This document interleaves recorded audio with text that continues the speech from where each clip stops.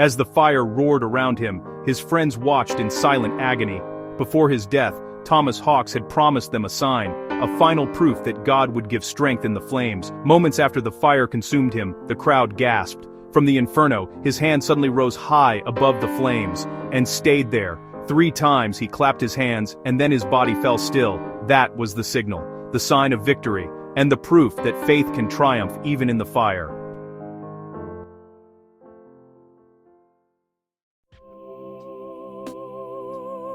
Thomas Hawks was born around 1515 in Essex, England. He was raised in a noble household and served as a page to King Edward VI, the Protestant boy king who carried on the reforms begun by his father, Henry VIII.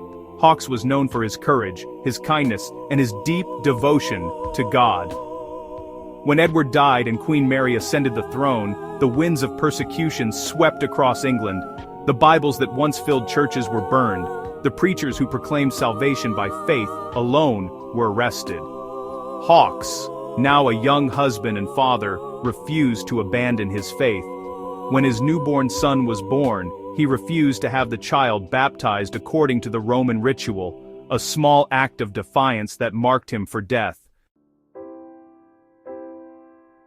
Hawks was soon arrested and taken to Colchester Castle, then later to Newgate Prison in London. He was offered freedom if he would conform to the old faith. He refused. "If I would deny the truth to save this flesh, I should deny him who bought me with his blood."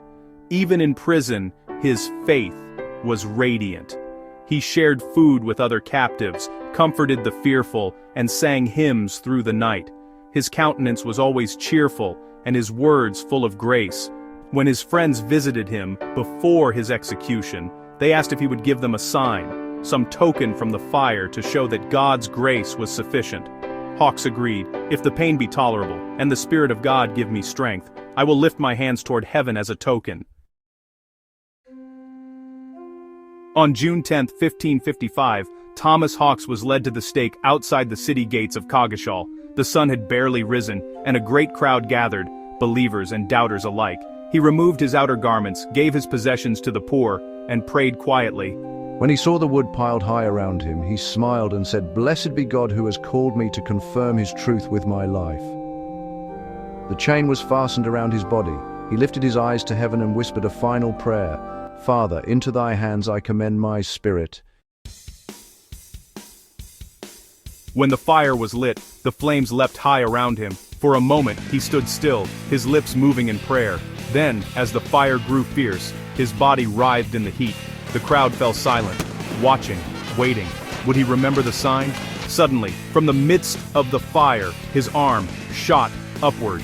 His hand stretched toward heaven, not in agony, but in triumph. Then, slowly, deliberately, he clapped his hands 3 times. The crowd erupted in astonishment. Even his executioner stepped back in awe. Then, lowering his hand, he bowed his head, and his soul departed. Fox writes, "Such was the power of faith, that the very flames became his song of praise." Thomas Hawks's act of courage became one of the most famous moments in the English Reformation. It spread across the nation, inspiring believers to stand firm even unto death. His story was passed from prisoner to prisoner, from pulpit to pulpit. The image of that raised hand, that silent testimony, became a symbol of victory in Christ. Hawks's faith was not found in escape, but endurance. He didn't ask for deliverance from the fire, only the strength to glorify God within it. His final prayer lives on.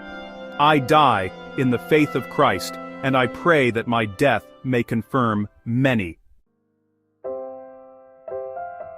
Thomas Hawks's story reminds us that God's grace is not the absence of suffering, it is His presence within it. When we walk through our own fires, of fear, loss, or trial, His Spirit still gives strength to stand, hope to endure, and courage to believe. The hand that rose from the fire was not just a sign for His friends, it was a message for every believer who would follow, that the God who sustained His servant in the flames will sustain you in your darkest hour. So when the world turns against you, when the cost of faith feels too high, remember the flame that would not die. Remember the hand raised in victory. And remember that Christ still stands beside His people in the fire, turning their suffering into light for the world to see. This was the story of Thomas Hawks, the flame that would not die. May his courage remind us that though the world may burn the body, it cannot consume the soul that belongs to Christ.